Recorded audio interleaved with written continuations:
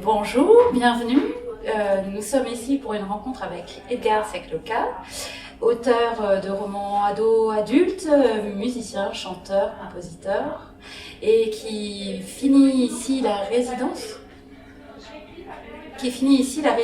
de la cave, puisqu'il était à Argenteuil pendant un moment, et donc on finit cette résidence en venant chez nous. Bienvenue Edgar. Bonjour, merci de m'accueillir. J'ai fait une petite présentation très rapide, mais est-ce que tu peux te présenter? Alors, je suis Edgar Secloka. Je te regarde ou je regarde Ah ouais. Donc en fait, je suis Edgar Secloka et donc je suis auteur. Enfin, moi, je me définis comme auteur, compositeur, interprète. Ce que ça veut dire, c'est que la base de mon travail, que ce soit en musique ou dans mes ouvrages, c'est l'écriture, forcément pour les ouvrages, mais la recherche de sens. Et puis après, ça prend différentes formes.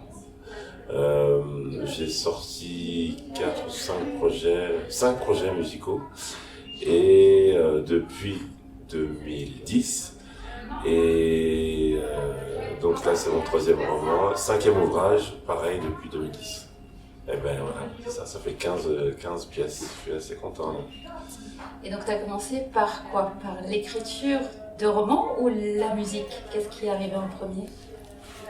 L'écriture en général, c'est-à-dire que je suis d'une famille où les gens parlent facilement et s'expriment vraiment très bien. Et moi j'étais timide, bloqué dans ma timidité comme beaucoup de jeunes. À cette époque-là, ma sœur m'a dit « mais tu devrais écrire, ça peut être une façon de parler ». Et donc c'est par ce biais-là que j'ai laissé parler mes émotions. Et d'abord c'était l'écriture de poèmes, des choses que je pouvais ne pas dire justement à mes proches. Et puis ensuite, ils sont venus les premiers émois amoureux notamment. Et puis après, la réflexion, mais ça très tôt, hein, quand je dis c'est primaire, collège, quoi. Voilà. Et donc ça avait des formes très marrantes que je ne donnerai pas là, mais c'était très drôle.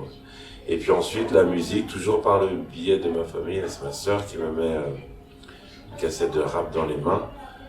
Rap américain à cette époque-là, EPMD, voilà, et puis je trouve ça vachement bien, mais je comprends pas les paroles, donc je cherche à voir si elle est l'équivalent en français.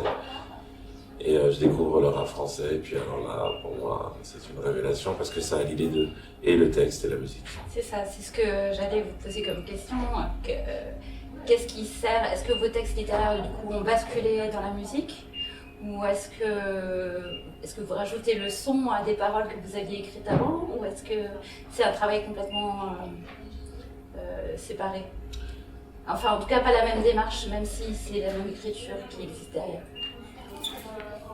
Et ben en fait, je crois que vraiment moi c'est déjà pour moi l'écriture c'était pas, enfin je publiais, je ne me disais pas que j'allais pouvoir publier. L'écriture c'est très grave quand même ce qu'on nous met dans la tête. L'écriture c'était réservé à une élite et forcément moi je n'y appartenais pas. Pourtant ma famille c'était littéraire, hein, mais il y a un truc dans l'éducation citoyenne, nationale et familiale que j'ai reçu qui a fait que pour moi écrire c'était un petit truc pour moi, quoi. C'était mon jardin secret. Et je dis ça parce que ça, je ne m'imaginant pas pouvoir écrire, quand je fais mes premiers textes de rap, je ne considère pas ça comme de la poésie. Donc je fais une différence entre le rap et la poésie. Et je me dis, par contre, je veux essayer aussi à la poésie. Et c'est très grave, en fait, de penser comme ça, parce que le rap, c'est éminemment de la poésie, en fait. C'est la qualité de ce que tu proposes, la réflexion et les strates qu'il peut y avoir dans ton écriture et dans ta langue, qui vont déterminer si c'est de la poésie. Et quand bien même ce serait très, très, très mauvais, certaines personne pourrait trouver ça poétique, donc à partir de là, voilà. Mais moi, c'est vrai que j'avais quand même une idée assez classique de la littérature, de la poésie, et le rap, c'était une récréation. D'accord. Et Et j'ai compris qu'en fait, non. Voilà, mais avec le temps. Mais ça se sent, parce que quand on lit notamment les premiers textes, on sent une dynamique, un rythme dans l'écriture qui fait tout de suite penser justement au rap, au slam. Il y a quelque chose de très haché, de très brut. Puis en plus dans la collection Exprime, il y a une bande son qui est proposée. Ouais. Et ça, je l'ai gardé. Ça, c'est une très bonne idée qu'ils ont eue, je trouve, parce que. Mais il y a aussi un truc un peu pompeux dans la littérature, je trouve, française, qui fait que, en fait, c'est tellement. On aime les mots, et c'est tellement noble, c'est tellement fort, c'est tellement. Qu'en fait, les mots se suffisent à eux-mêmes, on peut pas les allier à d'autres arts. Ça, je pensais ça, hein. Et quand Exprime me propose de. Je trouve ça, au départ, ringard, je me dis ça, c'est vraiment des trucs d'une collection qui n'est pas vraiment sérieuse, presque. Qui fait ça? C'est vrai, ils n'étaient pas grands. Qui fait ça en France, hein, parce que la littérature. Et donc, pour moi, c'était presque pas bien. Et puis, avec le temps, j'ai compris qu'en fait, déjà, les arts échangeaient les uns avec les autres, et que c'était bien de pouvoir faire correspondre pour aider à la compréhension du texte. Et ça m'aidait moi aussi dans l'écriture de l'intrigue. Donc, c'était une bonne chose. Pour ce qui est du rythme, par rapport à ce que tu disais, c'est le rythme. Alors, moi, je crois maintenant avec le temps. Avant, je répondais à cette question en me disant oui, c'est vrai, il y a du rythme peut-être. Mais en fait, je crois qu'il y a forcément du rythme quand on écrit, mais naturellement, un texte, et que c'est parce que je chante qu'on lie ça forcément à un truc musical. Mais moi, quand je lis, il y a un rythme, donc potentiellement une musique. Je veux dire, quand je lis quelque chose qui n'est pas de moi. Après, il y a vraiment, je pense, à votre deuxième roman, là, Adulte à présent. Alors, vous allez me dire, parce que moi, ça m'a surpris quand je l'ai lu. Toute la première partie, où ça se passe au Cameroun, il y a vraiment une écriture très hachée, presque. Je me suis demandé, en commençant à lire celui-là, où on parle de l'écriture avec le dialecte, si c'était pas de ça qu'il s'agissait. Parce que ce roman se passe dans un premier temps au Cameroun et dans un deuxième temps à New York. Et il y a vraiment une écriture particulière dans la première partie et après ça quelque chose de beaucoup plus fluide, plus coulant dans la deuxième partie. Et voilà. Eh ben, voilà, en fait là je trouve ça juste dans l'idée, c'est-à-dire qu'en fait je pense, mais ça je le vois avec le temps, qu'il y a une répartition dans ma langue, forcément de mes origines, donc de mes cultures. Et en fonction, c'est comme un accent, je sais pas, imaginons, on est en Bretagne, et puis quelqu'un qui vit à Paris et qui retourne en Bretagne parce que c'est là c'est de là qu'elle vient originellement. Et elle retrouve des automatismes même dans la langue qu'elle n'a pas quand elle est à Paris. Je sais pas si... Ouais. Du coup, c'était volontaire ou c'était involontaire ce changement d'écriture? Alors, je pense que c'est d'abord involontaire. D'accord. Et puis après, c'est très réécrit une fois qu'en fait, le mouvement est insufflé, quoi. Ah, c'est génial. Ouais. Mais par contre, après, c'est très... Oui, mais là, il y a plus dans le cœur qui pousse. C'était très, très dur parce que, en plus, là, je parle d'une langue que la plupart de mes lectrices ne connaissent pas. Donc, ils l'ont pas dans l'oreille. Donc, c'est très dur pour eux. Donc là, ça essaie de convaincre. L'histoire de ce roman est compliquée parce que il faut convaincre l'éditeur de publier quelque chose dont il est à peu près sûr que les gens ne vont pas avoir dans l'oreille, donc potentiellement pas comprendre. En plus, j'ai ajouté l'écriture inclusive, qui peut rebuter.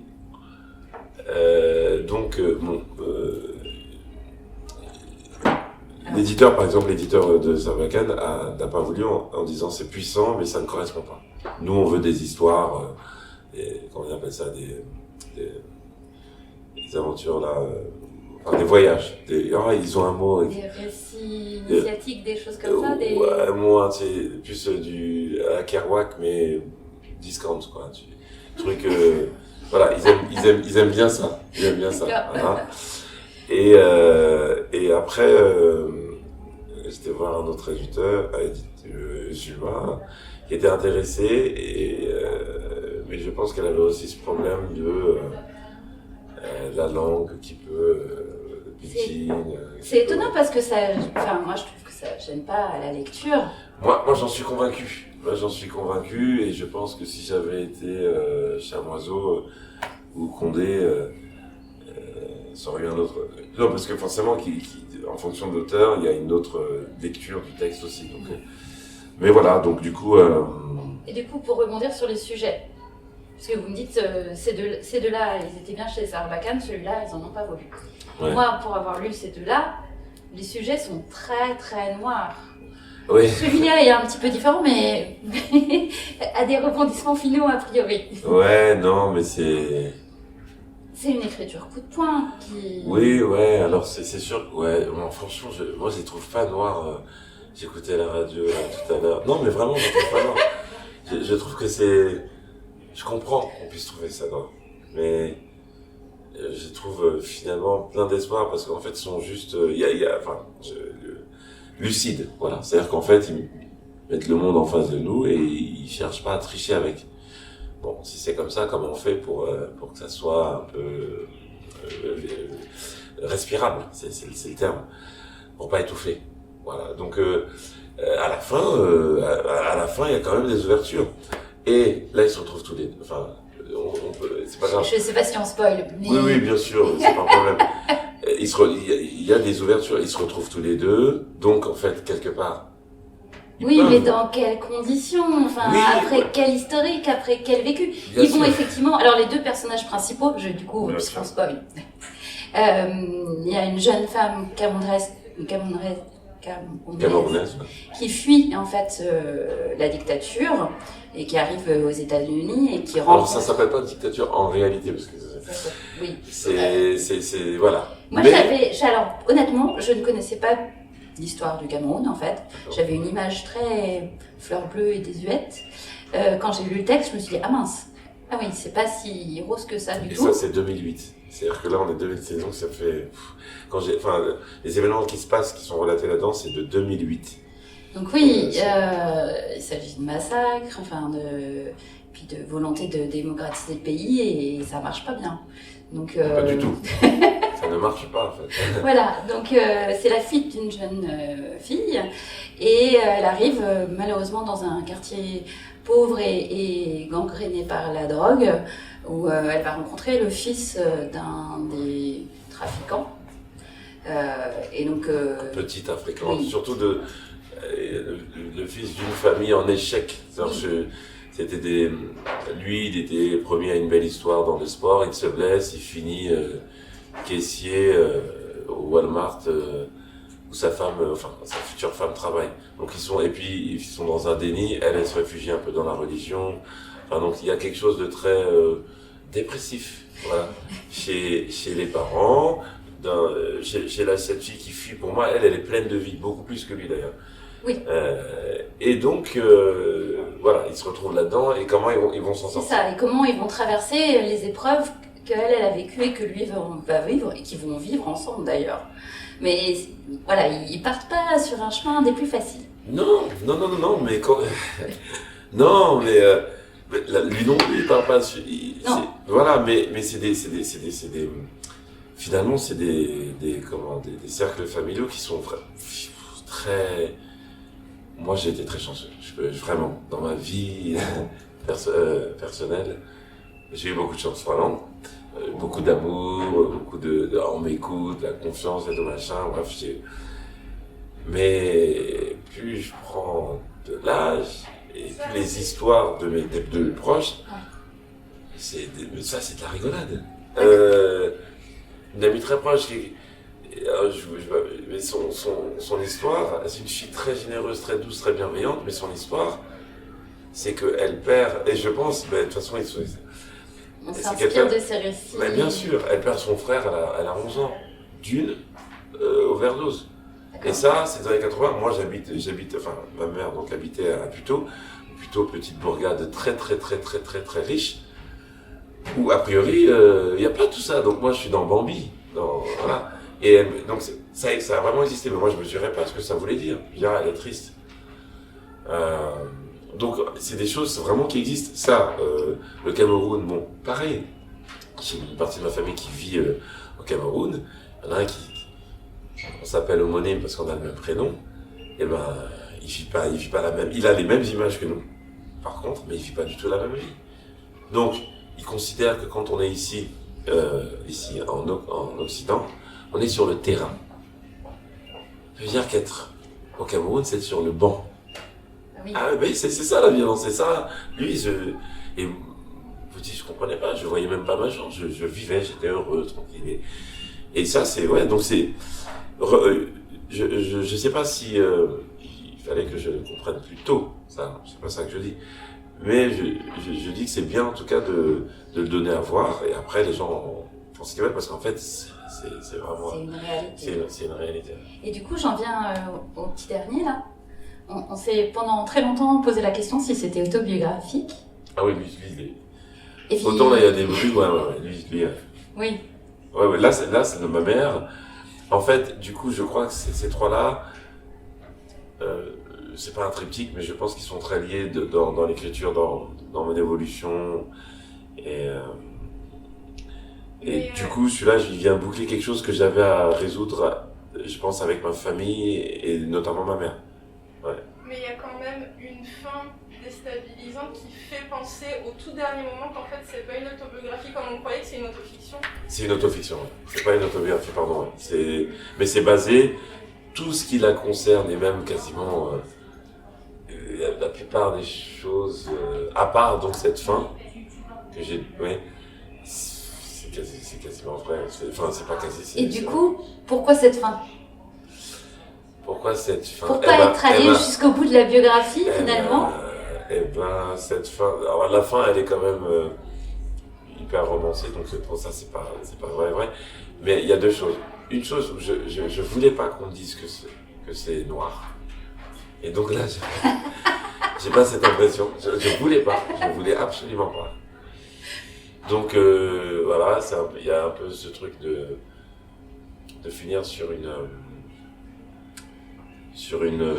fin un peu moins sombre, on peut dire ça comme ça. Et puis il y avait ma volonté, alors ça c'est peut-être très, mais non, je dirais pas musical, mais de terminer avec la dédicace. Parce que cette dédicace, je l'ai eu très tôt en faisant. D'accord. Et je voulais que ma mère lise ça. D'accord. Voilà, parce qu'elle m'a souvent dit t'écris, mais ce serait bien que. Ce qu'elle dit dans le bouquin. Faudrait que tu m'écris parce que ma vie était. Ma mère est vraiment comme elle est dans. C'est une personne qui a peur de pas grand chose. Et donc, ouais. Et donc les premières. C'était pour elle. C'était pour les photos, tout ça, c'est elle. Ça, c'est elle. Parce que. C'est elle, ouais. Les photos, c'est elle. Le garçon, bon, à l'époque, sur le passeport, on pouvait mettre la photo de ses enfants. Et donc là, c'est mon frère. D'accord. Ouais. C'est pas sinon que. C'est pour ça, ça creusait le côté vraiment biographique. Et puis. Et je pense que ces deux-là existent pour celui-là. En fait, D'accord. c'est pour ça que je dis que. Et j'ai l'idée du prochain et je pense que ce sera complètement. Je pense que c'est complètement différent. Donc vous êtes en train d'en écrire un autre là en ce moment? J'avais l'idée depuis longtemps. Non, je vais écrire cet été. Enfin, je vais commencer. Et le sujet sera dans la lignée de cela ou complètement non, non, ça n'a rien à voir. C'est plus une histoire où j'imagine quelqu'un qui aurait un super pouvoir. Donc c'est un peu science-fiction.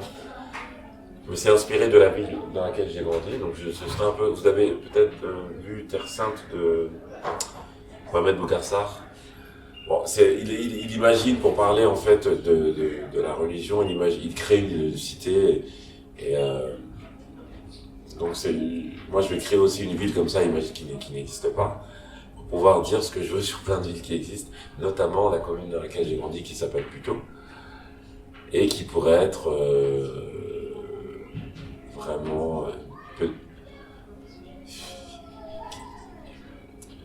pas, une parabole du Cameroun.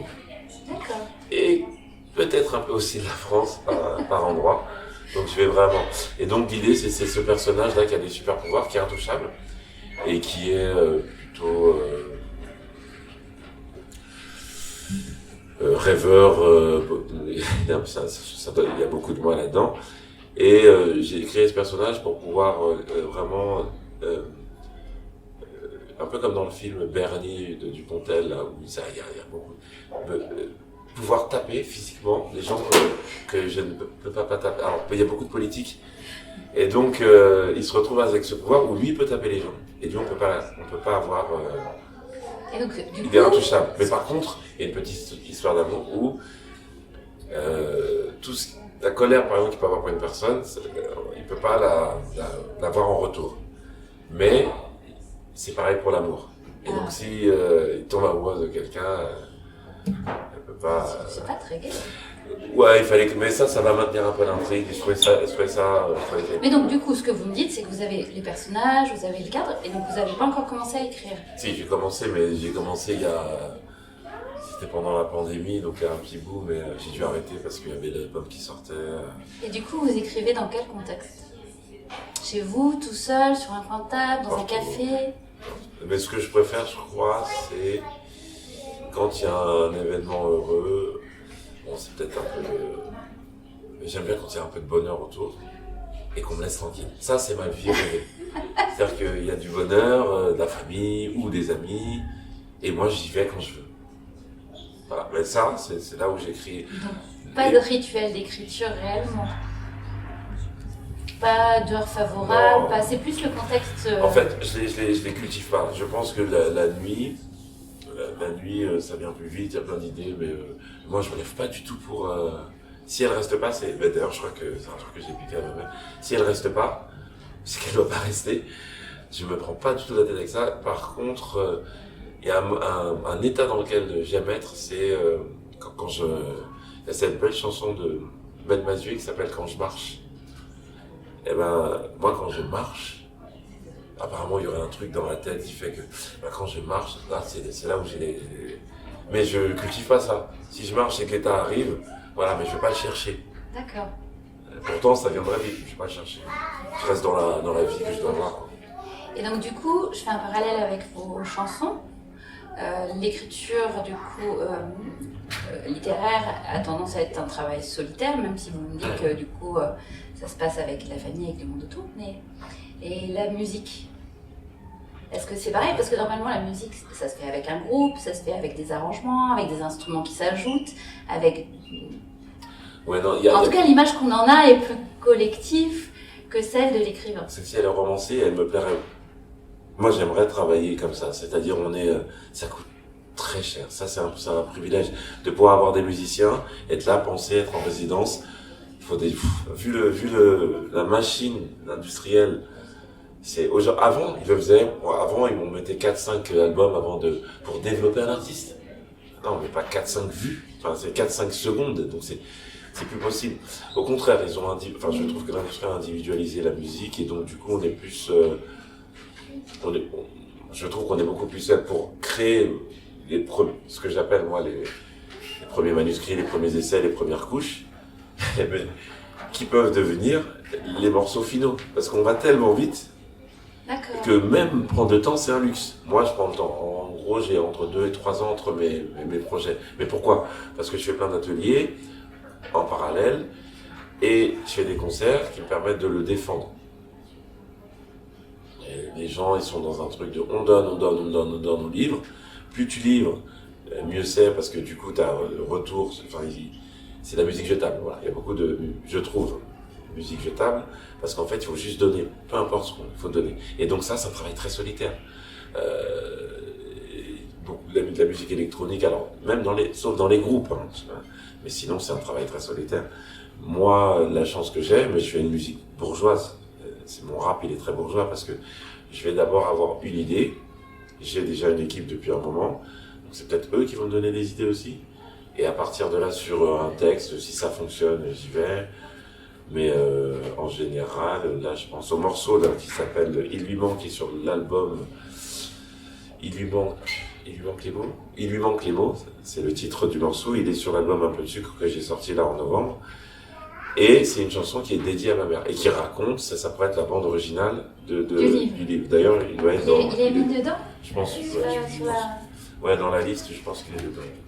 Oui, je crois, je l'ai vu. Ouais, il est dedans. Et donc, ce morceau. C'est à la fin. C'est à la fin, ouais. Oui, j'ai vu. Et ce morceau, ouais, ben pareil, ce morceau, il a eu 3 versions, plein de discussions, mes rencontres avec les musiciens. Donc, c'est tout ça qu'il y a dans. Mais. Non, en fait, avoir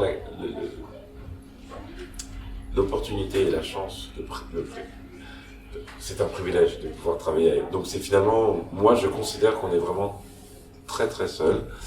Le seul moment où je me considère libre dans ma vie en général, c'est au moment où j'écris. Le premier jet surtout, parce que le deuxième, ça y est, il y a une réécriture, parce que le premier jet, qui est très mauvais en plus, le merde. Et quand je suis sur scène, parce qu'il y a ce qu'on doit faire et ce qui se passe, c'est-à-dire ce que mes émotions me disent, et moi je me laisse assez porter. Donc si je me laisse porter, je considère ça veut dire que j'ai pas de blocage, et donc c'est qu'il y a vraiment de la liberté. Et quand je réécris, c'est la liberté déterminée, parce que je sais ce que je dois réécrire par rapport à ce que je veux dire, par rapport à moi. Donc déjà, c'est contrainte. Ouais. Et donc, j'ai vu aussi que tu faisais des ateliers d'écriture, des choses comme ça, notamment en Seine-Saint-Denis. Est-ce que c'est aussi dans un but justement de retrouver du collectif, de faire un partage avec plutôt Seine-Saint-Denis, ça fait le lien aussi. Est-ce que c'est quelque chose qui te permet aussi de nourrir ton écriture pour la suite? Eh ben, les ateliers, quand je commence à écrire, quand je commence à en faire, avec ce roman-là, en fait, donc à l'époque, j'étais dans un groupe qui s'appelait Milk Coffee Sugar, voilà, où il y avait Gaël Faye, notamment. Et en fait,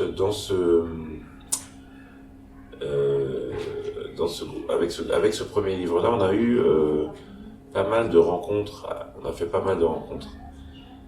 Et du coup, on nous a proposé des ateliers.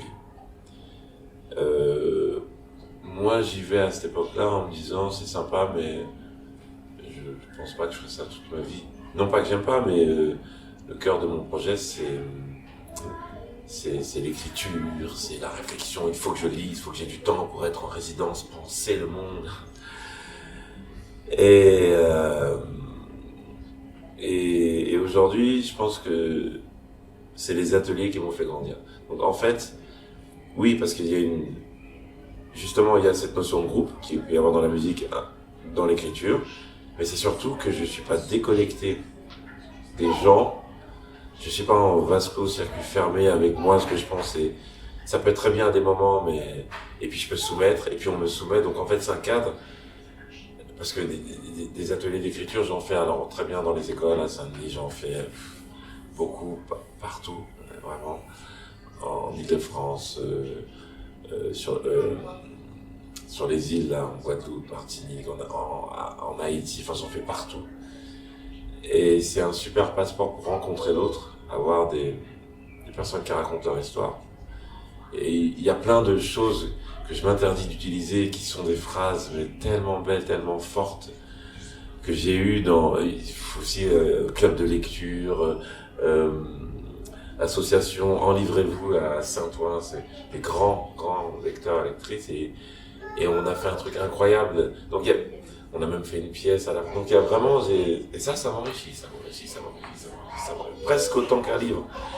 Mais d'une certaine façon plus, parce que c'est des gens, il y a une vie et il y a aussi l'effort. Parce que le seul effort qu'il y a, qui est quand même un effort, quand on lit, c'est bon, on le prend ou pas le bouquin, voilà. Et puis après on décide de rentrer dans la lecture ou pas, dans la langue. Là, quand on est avec des personnes, il y a forcément un devoir de sociabilité, il faut faire l'effort d'accepter l'autre, même quand ça c'est génial, parce que du coup ça t'influence, ça te transforme un peu, dans le bon sens du terme. Et donc j'allais venir sur les influences, mais finalement les ateliers influencent plus que tes lectures et tes... Autant, mais en fait, par contre, si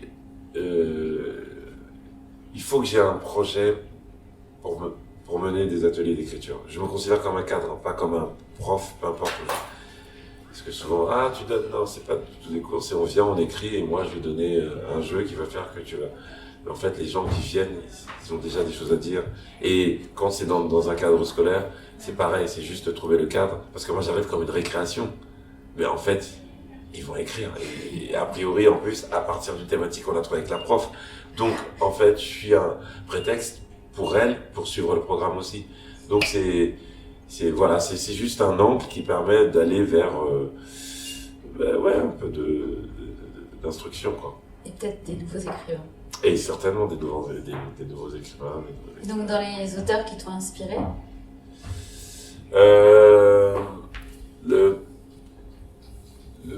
celui qui m'a plus inspiré, je pense, en tout cas en tant qu'auteur, c'est Kofi Kwaoulé. Donc c'est un auteur ivoirien. Et sa pièce, enfin il en a beaucoup, mais celle c'est Jazz, c'est J-A-2-Z, c'est une petite pièce de théâtre, il est dramaturge et romancier. Et voilà. Et en plus, j'ai eu son épouse en prof quand j'étais à la fac. Donc ça a cultivé mon idolâtrie envers lui. Et comme je ne l'ai pas rencontré, souvent quand on rencontre les gens, on est déçu. Lui, je ne l'ai pas rencontré, mais j'avais sa prof qui était incroyable pour moi, donc ça a cultivé. Donc lui, c'est vraiment quelqu'un que j'aime beaucoup. Après, oui, tout à l'heure, je citais Chamoiseau, Condé, mais bon, je dis aussi du De Vigan. Mais ouais, Kofi Kwaoulé. Et Malcolm de Chazal. Lui, par contre, il est tout le temps sur mon chevet. C'est un auteur aussi antillais, qui est incroyable, mais il est très très peu connu. Parce qu'il écrivait des espèces d'aphorismes assez puissants, mais il en a fait des... Et ouais, lui, il fait des trucs sur les couleurs, les soleils, c'est assez... Bon bref, il est assez puissant, ouais. Il fait pas de... espèce de... il y a pas de... C'est pas des récits, quoi. C'est vraiment... mais il en a un pack qui est assez fou. Là, je pense ça parce qu'il est publié aussi... parce que je pense que c'est Folie, et je pense que cet auteur assez... le malgache, là... il a écrit ZA, vous voyez pas? ZA, Z-A. Putain... Lui, il a écrit Ruine aussi. Justement ici, pardon, je vais prendre Google. Parce que c'est... Rarami... Je dirais une bêtise. C'est filmé, pardon. Ruine.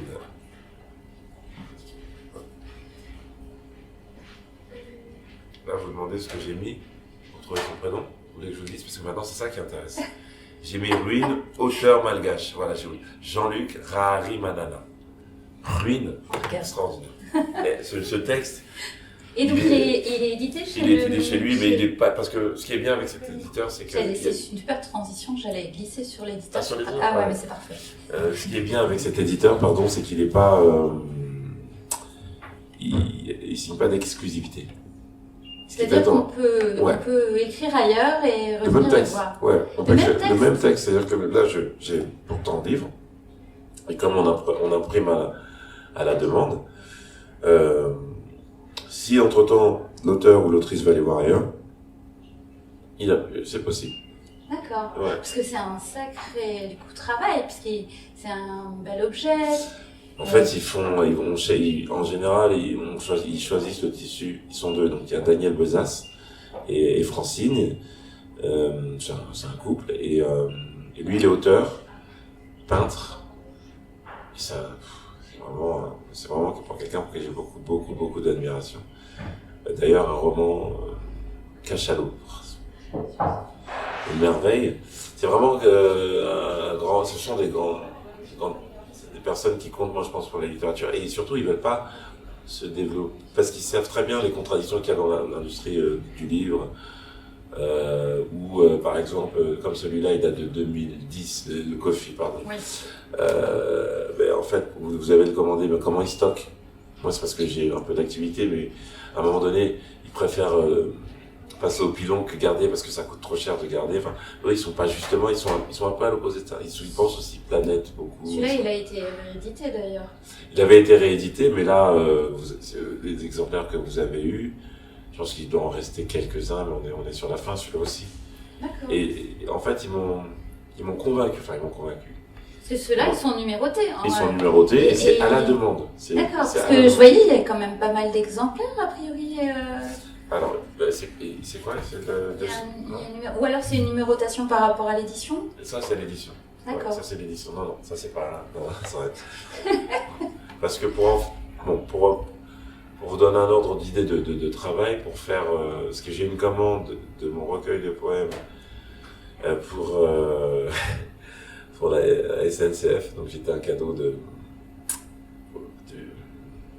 du comité d'entreprise, voilà. Pour les familles, ouais, c'est super. Très bien, j'étais content. Et en fait, on a donc une commande de 350 livres. Il a commencé en octobre pour finir en mars. Ils ont commencé en octobre pour finir en mars. Parce qu'ils les font à la main eux-mêmes, ou ils font faire... Ils font à la main eux-mêmes. C'est un joli travail. C'est un très beau travail, mais ça prend énormément de temps. Et ils veulent pas...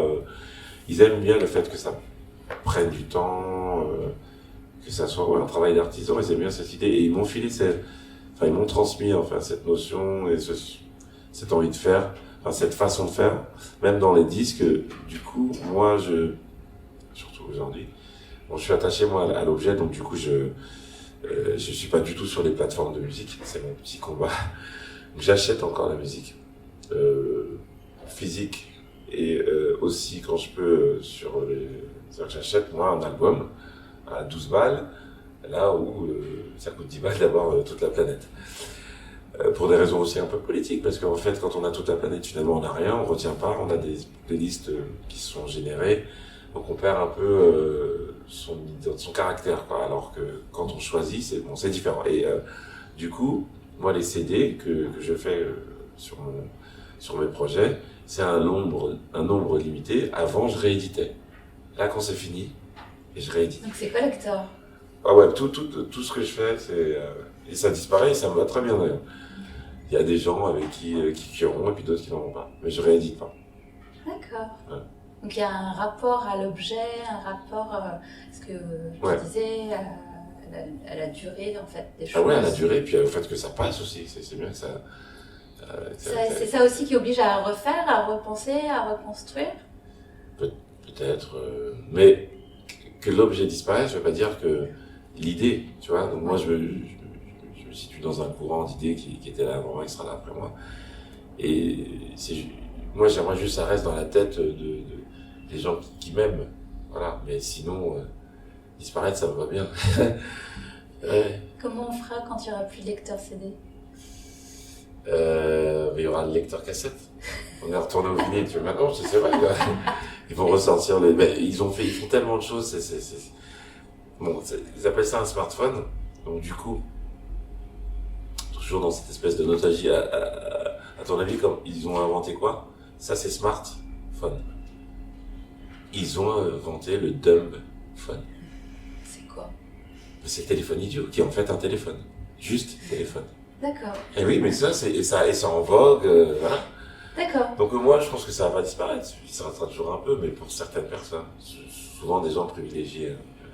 C'est comme les vinyles. Les vinyles, ça revient, mais quelle catégorie de personnes Oui, c'est ça. Nous, on a une collection de vinyles assez importante dans nos collections. Si vous voulez en emprunter, n'hésitez pas.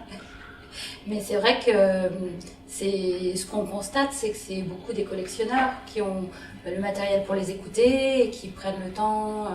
C'est pas trop une pratique. Ah non, c'est pareil pour les DVD. Moi, j'aimais bien les DVD. Bon, les cassettes, j'ai encore des cassettes. Enfin, tous ces trucs-là, j'ai des traces. Parce que c'est aussi des traces artistiques, je trouve. On peut faire quelque chose avec ça. Mais bon, ça va pas totalement disparaître. Je pense que ça ne disparaîtra jamais vraiment totalement. Enfin, c'est... Comme le papier non plus, a priori. Voilà, exactement. Alors que tu vois, quand les liseuses sont arrivées, oh là là, mais ça va, c'est impossible, c'est pas du tout la même chose, ça. C'est pas le même rapport, Mais en pas fait, du tout. au temps. Pas du tout. Mais bon, il y a un truc qui me fait quand même peur, c'est que écrire à la main, j'ai quand même l'impression que c'est un truc vraiment de vieux. C'est-à-dire que ça, parce que tout le monde tape tout le temps. Alors, moi je tape aussi, hein, mais par exemple, quand je veux écrire et être dans quelque chose où j'ai l'impression de m'enlever quelque chose et une espèce de plaisir en même temps de douleur, bon, je sais pas comment définir. C'est au stylo, au crayon, enfin c'est sur papier. Donc là, quand je dis que j'écris des romans ou certains morceaux, c'est sur papier. Et quand c'est pas un morceau, c'est juste une ambiance, enfin une ambiance. Il y a un peu de réflexion, mais ça m'a juste demandé de marcher un peu, de discuter un peu. Mais ça, je vais le taper parce que finalement, mais quand j'ai vraiment envie d'avoir qu'il y ait un fond, c'est écrit. Mais on dit aujourd'hui que le travail en fait d'écriture fait fonctionner autrement le cerveau et que par exemple pour enregistrer, pour toucher l'émotionnel, c'est le fait d'écrire à la main avec le geste qui fait que ça imprègne plus. Oui. Donc, j'espère que je touche ça. On va arriver au bout de notre rencontre. Ben merci. C'était chouette. Merci beaucoup. C'était cool. Merci à toute la médiathèque, c'était cool. Merci.